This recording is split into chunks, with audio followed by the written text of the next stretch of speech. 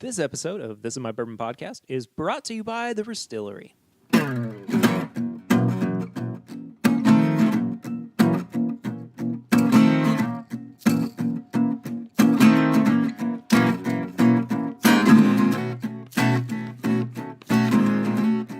Hello, everyone. I'm Perry, and this is My Bourbon Podcast. Welcome back for another episode. So happy that you guys are here. Got something a little bit different for you this week. I am going to be chatting with Mike, who is the cocktail manager, the bar manager at Angel's Envy. And it is a super wonderful, incredible conversation that I got to have with him. So definitely stick around for that. I'll be back with you in just a little bit, too, to talk about our sponsor. Enjoy.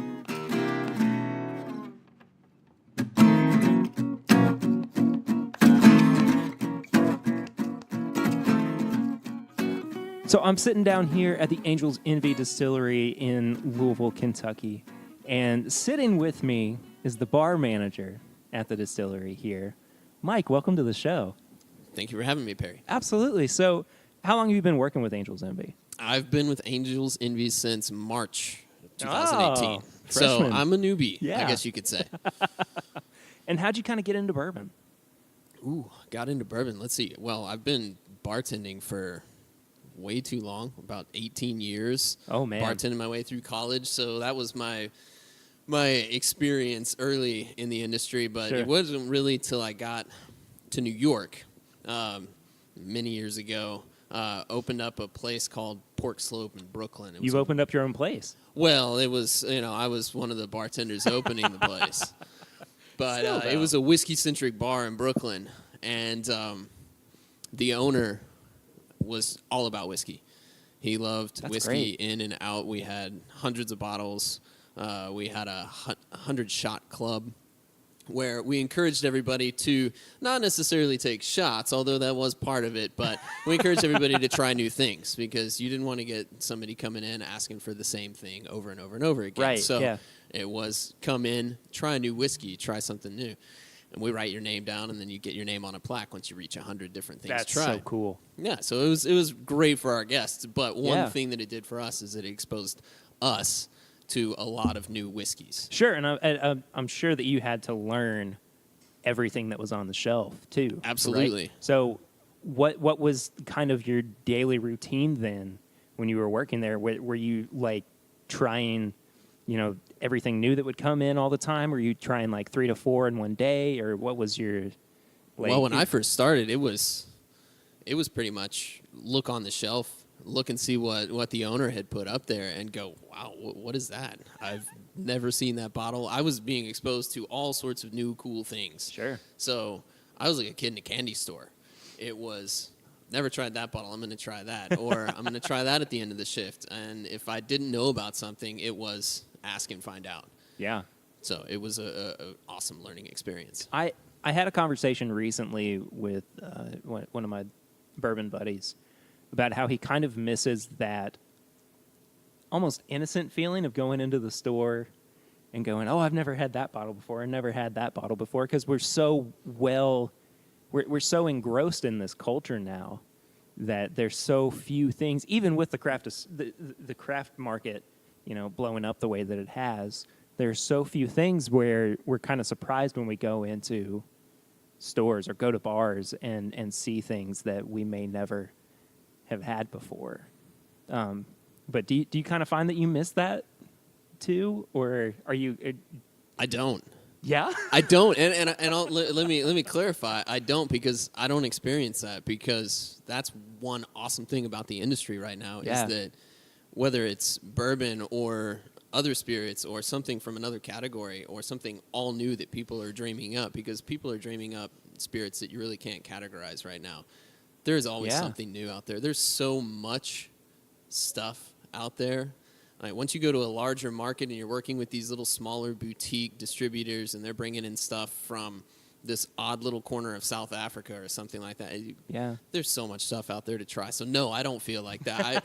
I'm actually encouraged by it, and I'm excited by it because there's just so many cool things out there to try. What do you tend to, if you're not drinking Angel's Envy, gravitate towards? If I'm not drinking Angel's Envy, I do lean toward beer. Yeah? Yeah, I'm a big beer guy. Awesome. But I enjoy everything. That's the beautiful thing about this industry, once Yeah. again, is just the variety. Absolutely. Absolutely. So let's chat a little bit, too, just about Angel's Envy as is. It's so unique in its flavor profile. And it is something that consistently you don't really find on the general market right now, that finished bourbon. What do you find interesting, the most interesting at the very least, about the Angel's Envy flavor profile? It's very soft. It has a very nice soft profile. That port finish really rounds things out. You get a little bit of fruitiness. It's not quite as harsh as a lot of other bourbons out there. So I certainly think in that respect it lends itself to working in cocktails very well. But being that port finish bourbon, it stands out among everything else. Yeah. And what do you kind of lean more towards then with your cocktails when you're crafting around Angel's Envy? Oh, wow. Angel's Envy, it's a versatile spirit. I just let my imagination run wild. I don't really try to pigeonhole myself into a certain category because you can use it for anything, really. I mean, here at the distillery, we've used Angel's Envy in tiki cocktails. We've used it in, very spirit-forward stirred cocktails inspired by classics. We've used it for hot cocktails. We've used it for all sorts of things. So there's no end in sight as to the possibilities. Well, let's back up a little bit too and talk about you personally as a mixologist. You said that you spent 18 years of your life being a bartender, right? When you say it like that, it's just. I don't mean that in a in a negative way by any means, but no, I know. So you've had almost. Man, I'm going to try to stay away from using large number words, which I know is a terrible way of phrasing that, but you spent almost 2 decades crafting, or perfecting your craft. What have you learned about that, and what have you found out about yourself kind of as a creator, as a crafter of cocktails? Wow. Well, God, when I started making drinks years and years and years ago, we were using sweet and sour. This was back in the day. This was way before. This was in Austin, Texas, and this was way before the craft cocktail movement had trickled down to any parts of the country outside of pretty much New York. Yeah. And it was sweet and sour margaritas. Using fresh lime juice in a margarita was unheard of. You kind of turn your nose up at people that did that. Sure. We were doing all sorts of flavored syrups that were prepackaged and things like that. And you just shudder to think at the things that you used to do. And I'm sure it got a little boring after a while too, right? We just didn't know any better at that point. That was the crazy thing. That's what it was. It was beer and simple drinks, very sweet stuff, fake, prepackaged, this and that. Just because we didn't know any better. We thought we were making great drinks.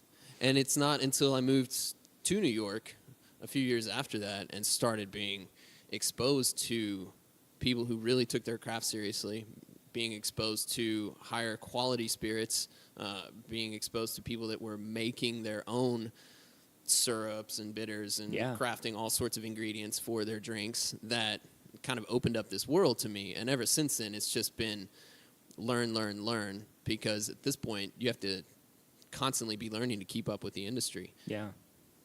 What kind of inspires you then to further your craft or to continue, producing things that you feel are of high quality as a mixologist? Wow, what inspires me?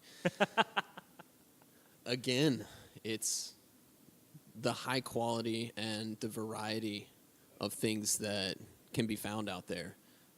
The beautiful thing about working here at the Angel's Envy Distillery is that I can find things like toasted buckwheat in Japan and figure out how to use that in a drink. I can find, ube, purple potatoes from Asia that kind of taste like bourbon or like birthday cake, whenever you cook them, and That's then you crazy. figure out a way to use those in a cocktail, and kind of branching out with your culinary expertise and finding new flavors from throughout the world, finding new spirits, and figuring out how those work with Angel's Envy.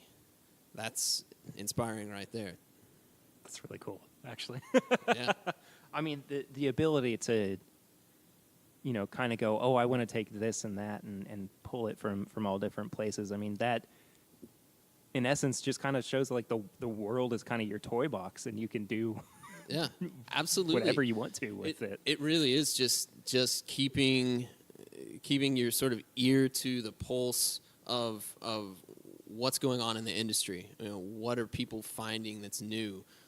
Eating out at places that are going to expose you to different flavors and different ingredients that you've never used.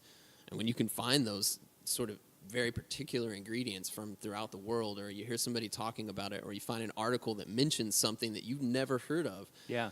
my first thing is to put everything else on pause and figure out what that is. Right. And then I want to get it. And then I usually, I can't plug a certain company, but, I get it mailed to me. Sure. And I figure out how I can use it in a drink. Do you kind of make cocktails on your own, like at home? Are you experimenting with them, or does it kind of feel like bringing work home with you? It doesn't. If I do make cocktails at home, it's usually for R&D, research and development, for Angel's Envy menus that we're working on. We do seasonal menus here at the distillery, so we try to change things up every 3 months or so, Yeah. and put something new out for our guests that come through on tour here at the distillery. Mm-hmm. And usually whenever we're doing our research and development for those menus, I will try to make some ingredients at home and kind of play around with flavor pairings and try to find things that work. Yeah. And then I'll bring them into the distillery and start working kind of officially from there. Yeah. How much do you do like cocktail and food pairing? Well, we've done a couple of finishing dinners here at the distillery where we brought in some local restaurant partners, and we sat some guests down and we did 4-course food pairing. So we've certainly had some experience with that here at the distillery. And we have great cocktail classes that we teach every Thursday. We have 3 different kinds. We have a Henderson class where we teach our version of the old-fashioned called the Henderson. We have a rye cocktail class, and those cocktails change from class to class. Mm-hmm. And then we have a behind-the-bar class, which is a very interactive class where we get guests actually behind the bar, shaking their own drinks, stirring, scooping their own ice, really kind of feeling what it feels like to be a bartender. And we pair all of that with small bites from our local catering partners. Very cool. Very cool. Well, you mentioned, too, just a second ago that you do seasonal cocktails, too. And we're getting into the throes of the holiday season and everything starting to cool down outside. So what's on the menu, then, at the Angel's Envy Distillery for your holiday cocktails, your winter cocktail menu? Well, our winter cocktail menu, we're actually going to debut right at the end of December. We're currently in the throes of our fall menu. So we launched that last month, and I have to say I'm probably most proud of this menu, of all the menus that we've done. Good for you, man. I think it really features the strengths of our cocktail specialists and the strengths of the Angel's Envy Bourbon. We have 2 sort of refreshing, bright, shaken cocktails with those fall flavors, and then we've got 2 darker, stirred cocktails with similar kind of spices. So we've got everything from plums and pears to banana caramel to coffee to cinnamon and cacao to cranberries and 5-spice. Lots of different flavors to work with, lots of different cool things to offer our guests on tour. That's awesome. That's awesome. What are some? I meant to ask you this earlier, too. What are some of your favorite craft cocktails? Ooh. Well, let's see. I would definitely say I'm a Negroni fan, first of all. Oh, wow. Negroni, because it's easy. Sure. It's such an easy drink to make, and it's so delicious. It's one of those things that I love to start with when I'm starting a meal, because you get those bitter flavors, and they make you salivate, and when you start salivating, you get hungry. It naturally starts getting your appetite going. Yeah. So I usually go for a Boulevardier, which is a great bourbon riff on that. So use some Angel's Envy bourbon with some Campari and sweet vermouth and make a delicious Boulevardier. So I make those at home a lot because I have just a little bit of Angel's Envy at home and just a little I'm Campari. sure that there's just, a little bit there, here and there sitting around. Yeah. Yeah. So that's one of my favorites, certainly. Outside of that, if I want something super refreshing, I do love a good daiquiri. I do love, a good whiskey smash or something like that. Yeah. Like I was saying, for the fall cocktail menu, I'm very proud of it. I'm particularly proud of a drink called the Wind Waker, which we did sort of a video game theme. I was going to say, is there a Zelda theme to that? Yeah, we do little great. themes. We don't Good. usually throw them right out there and make it obvious, but we have Grand Theft Auto on there for this menu. We have a Falcon Punch, we have a Mario Brothers, and then we have the Wind Waker. That's fantastic. And I think the Wind Waker is the most impressive of the bunch. It's the first cocktail that one of our cocktail specialists, Titus Teague, has ever had on a menu. And wow. I'm very proud of him for coming up with it. He took some Ugandan coffee beans, infused them into the Angel's Envy port finish bourbon, and then he took some Brennivin Aquavit, which is... I'm already salivating, by the way. Yeah, so Aquavit, it's an Icelandic spirit, or this particular one is Icelandic, flavors of caraway and dill. It's one of those spirits that they really drink during those cold, harsh winter months. It's very warming. And then he's got some Fino sherry, which is a very, very light style of sherry. And then he's got some banana caramel in there, which he created. Wow. Goes very nicely on pancakes, by the way. Ooh. And yeah, you take some Martini and Rossi Rubino vermouth to round everything out with some fruitier, more sandalwood and kind of rosehip notes. And he was stirring this cocktail one day. It was the first time he'd come up with it, and I tasted it, and I was blown away. I didn't say anything, and I turned around to my other cocktail specialist, Alex, and I said, Alex, you need to try this. And he took a quick taste, and he immediately looked up and had this completely blank stare on his face of like shock, and was just immediately was like, I love it. I want it all. I want that drink right now. So cool. I love it. And Titus took it a step further. He's one that he keeps trying to take it to perfection. And he took it a step further and said, what if I throw this cocktail? And throwing is a technique where it's actually an old rum cocktail technique, is where it started in the Caribbean. Interesting, okay. And you basically take a little bit of the liquid in one tin and pour it slowly from an increasing height to another tin. And it's used to gently aerate a cocktail. So when you shake a cocktail, you're aerating it, but you're also adding a whole lot of air to it, right, and a whole lot of water when you shake. Yeah. So if you want to do that to a drink with something like vermouth and sherry in it, where you're trying to really bring out those botanicals, throwing is a great technique to use. So you could throw a Negroni, for an example, or a Boulevardier, and it'll give it a different texture, and it'll bring out some different flavors. So he tried throwing it one day and put it in front of me, and I tasted it, and it was a completely different cocktail. It was even better. Wow. And I was just blown away that he'd thought of it, first of all. And I let the drink sit there for a bit, and it's one of those that as it sits, it just changes. Sure. So you taste it, and then it sits and warms up and just gets better and better and better. It's a phenomenal, very, very dynamic cocktail.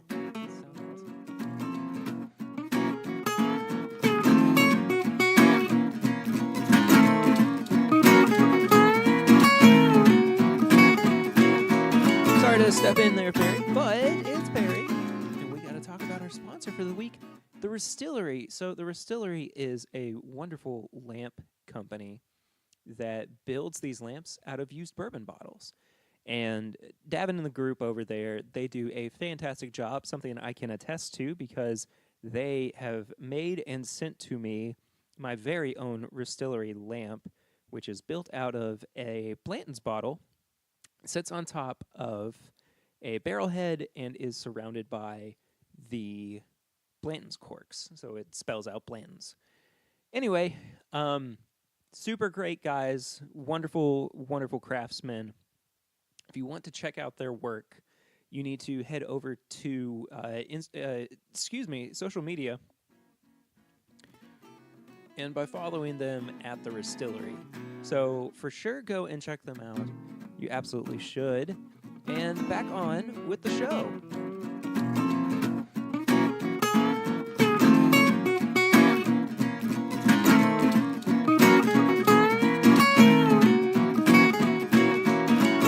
Mike's all set up to introduce me to. This is going to be the Wind Waker, This right? is the Wind Waker. Fantastic. Yes. Zelda inspired and all. Well, man, I can't wait to try it. I'm going to let you kind of walk through how this is all made for the listeners, too. And Yeah, absolutely. So Titus wanted to call it the Wind Waker because it is, of course, infused with some Ugandan coffee beans. So it does have that little natural element to wake you up. So what we're going to do is we're going to take a little Angel's Envy bourbon infused with some Ugandan coffee beans. We're going to add that to a shaker tin. And keep in mind, we're not going to be shaking this cocktail. Next, we're going to take a little bit of Brenneman Aquavit with those caraway and dill flavors. Throwing that in there. Next, a little Martini and Rossi Rubino Vermouth. This has a nice bitter finish to it, but some fruity notes right up front, and some great botanicals that really come out from that throwing technique. And then a touch of Fino Sherry, which is very light, has some minerality, some salinity to it. You'll often see Spanish drinking Fino Sherry and Manzanillo Sherry as kind of like they would a white wine. And then, last but not least, we're going to throw in a little bit of banana caramel that we've made here in the Angel's Envy Distillery. which I think I'm most excited for because it sounds fantastic. But Don't worry, I'll let you try it on its own. I don't have any pancakes, though, so... dang. But I do have something almost as good. All right, so you have everything in a shaker tin. We're going to add a scoop of ice to that. There's some great sound effects going on right now. It's very cool. All right, then you can take a julep strainer, which, if you think Hawthorne strainers, that's usually the one that's with the tight coiled wire that Right. goes around it. You see most people using it in a shaker tin. The julep strainer is the large spoon-looking thing with a lot of holes in it. So you're going to take that and set that into that smaller tin, and we're going to have Titus actually come over and throw this cocktail for us. Come on, Titus. Don't be shy. Putting you right on the spot. All right, so Titus is basically going to take the ingredients in that first shaker tin, and he's going to hold them up about head height. And he's slowly going to pour the ingredients from one shaker tin, using that julep strainer to hold in the ice, into the other shaker tin as he slowly lowers that other shaker tin down. What's the benefit of lowering the tin as opposed to raising the other one that it's being drained from? It's a little bit easier. It keeps you from spilling as much, because when you're doing this, what you're trying to do is keep your eye on the tin that you're lowering as opposed to the tin that you're holding up at head height. Gotcha. And you will see in some bars, you will see people going from side to side in big flourishing arcs with this. Once you get really, really good with this, you can get very fast, and you can essentially throw it sideways from one cocktail tin to another. Gotcha. Cool. And you'll do about 3 or 4 times, and that'll, A, it's going to add a little bit of dilution to the drink. B, it's going to aerate the drink, and it's going to chill the drink.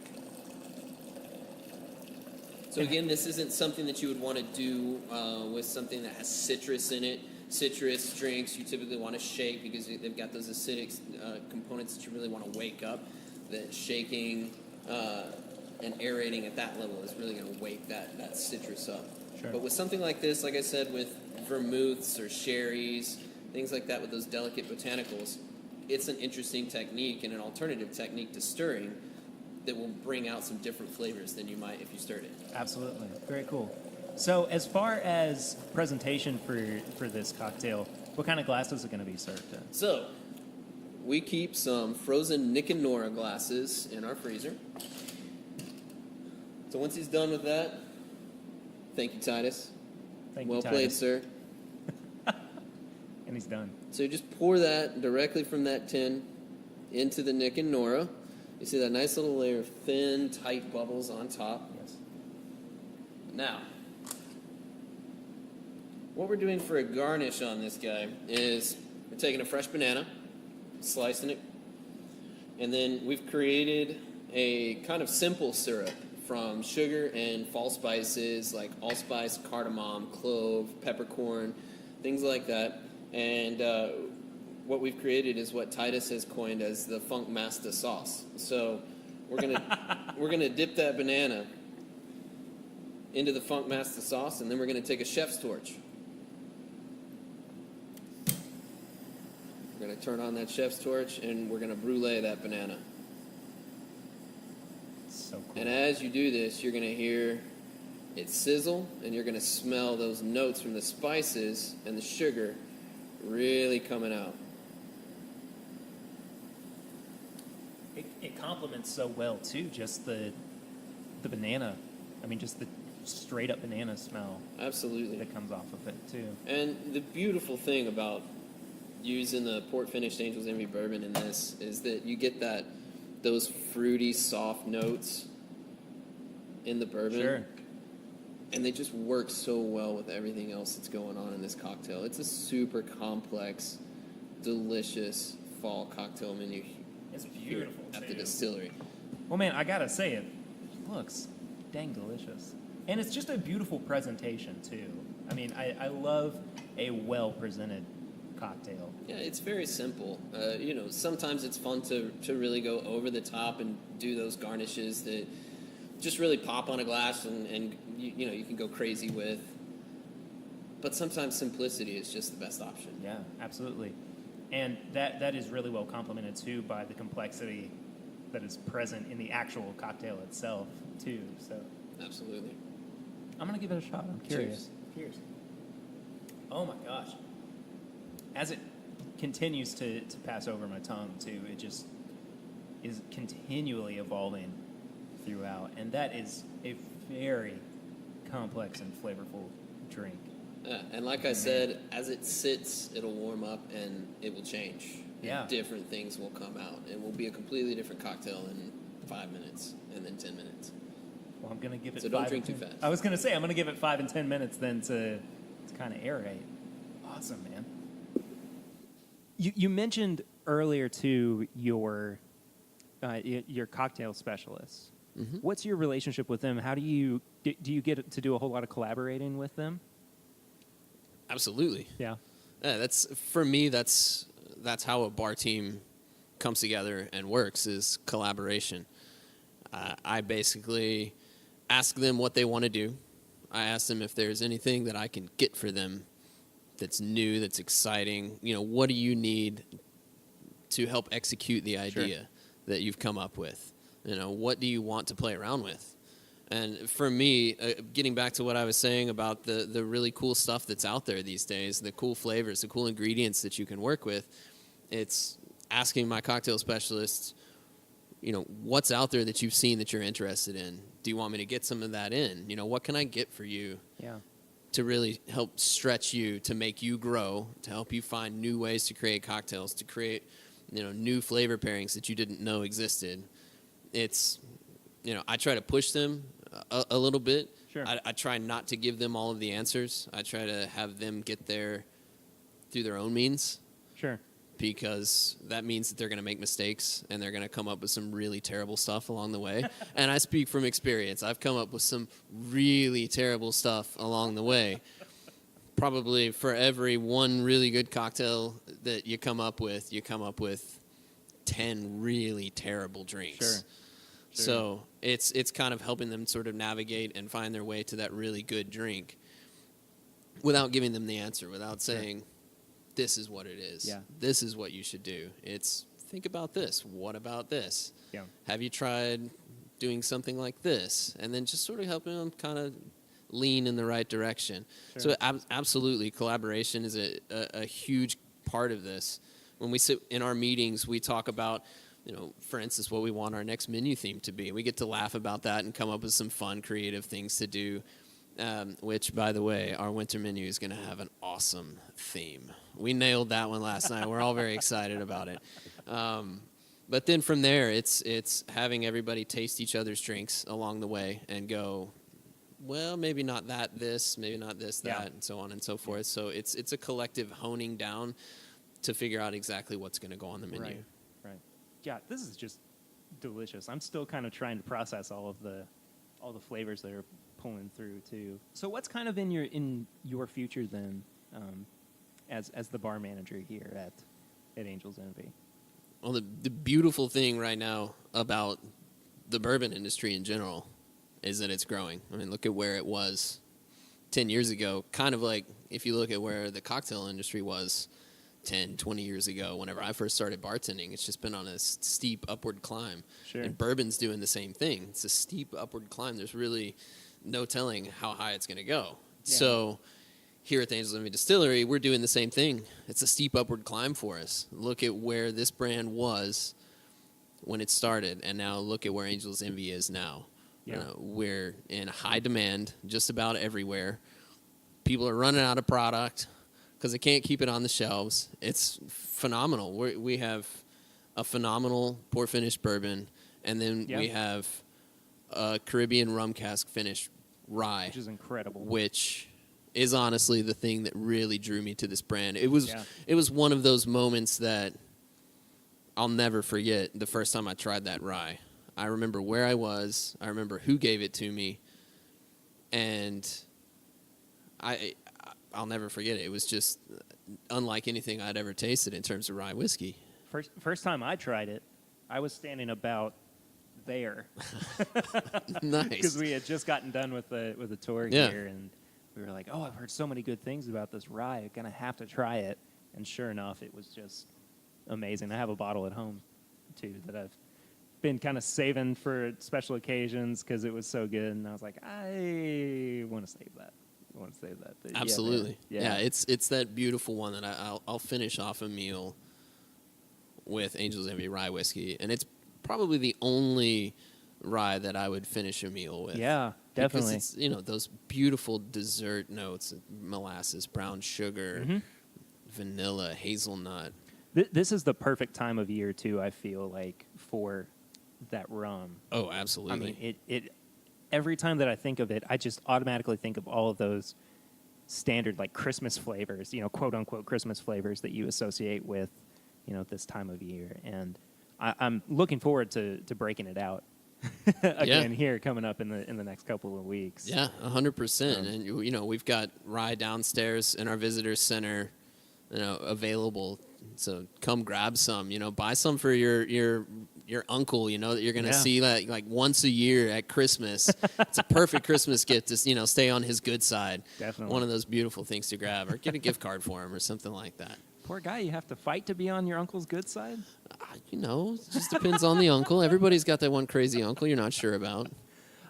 Mike, one more question before we wrap up here. And what's kind of on the horizon as far as the cocktails coming in 2019 as well? Are you all kind of looking at planning those right now, or are you waiting for the holiday rush to kind of end? There is no waiting. You can't wait. If you wait, it's upon you, and you're suddenly behind. We had our very first winter menu planning meeting yesterday. So the cocktail specialists and I sat down and we started talking about ideas for our winter menu, and we have some phenomenal ideas for what's coming in late December. Probably right at the turn of the year, we'll change our menu. Like late December, early January, we'll run it through March probably. Yeah. And we're going to be doing some things that we haven't done here in the finishing room bar at the distillery. We're going to be really sort of stretching our limits, and it's very ambitious what our plan is. Sure. And I'm really, really excited to get everyone in here, and for our guests who are on tour coming into the bar, trying our cocktails. I'm really excited to see them, really take these in and see how they react. Sure. Awesome. Mike, thank you so much for sitting down with me, man. I appreciate it. It's been a great time. Absolutely. Thank you very much for having me. Cheers.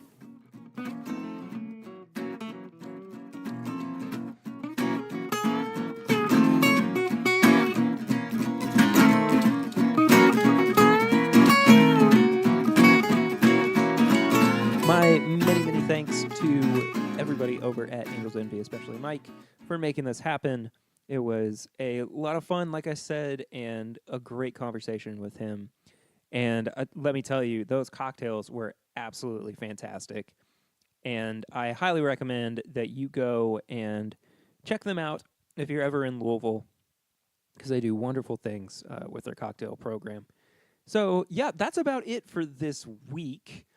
If you would like to follow up with me on social media, you can follow me personally at pritter1492. You can also follow the show at My Bourbon Pod on Instagram, Facebook, and Twitter. Please give the show a 5-star rate and review on iTunes. That really helps us out. I don't think that people really understand that. That's one of the ways that people find us the easiest. So for sure, go and do that. If you want to check out our apparel and merch, you can head to bourbonshop.threadless.com.